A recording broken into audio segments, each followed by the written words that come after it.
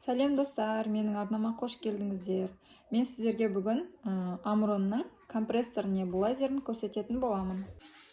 Міне достар, Амронның небулайзері. Мен бұл небулайзерді алғаныма 7-8 ай болып қалды. Балалар ауырғанда жақсы көмектеседі.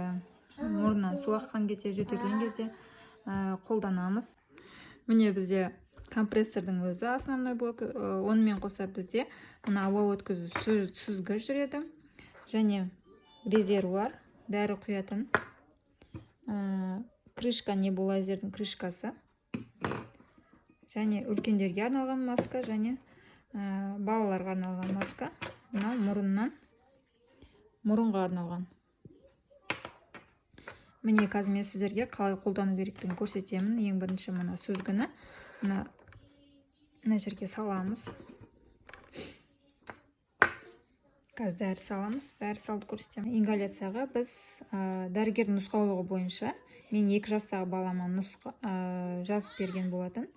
Физраствор. Физраствордан біз 4 миллиграмм аламыз. Және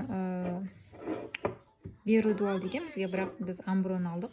Міне ингаляцияға арналған деген жазуы бар. Амброны қолданамыз, амбробенен. Бұл жерде біз амбробенені 8 тамшы және физраствордан 4 миллиграмм құямыз қазір. Міне біз дәріні құйдық, небулайзерге жалғадық, міне осылай. Енді бұны қосамыз. Міне мына кнопканы. Бұны қолданған кезде тік ұстап тұру керек, әйтпесе дәрі былай шашырамай қалады.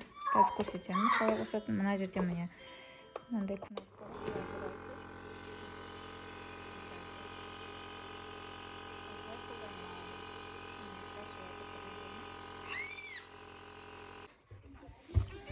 Достар, сіздерге міне көрсеттім. Егер видео сіздерге пайдалы болып жатса, лайк басып, каналыма тіркеліңіздер.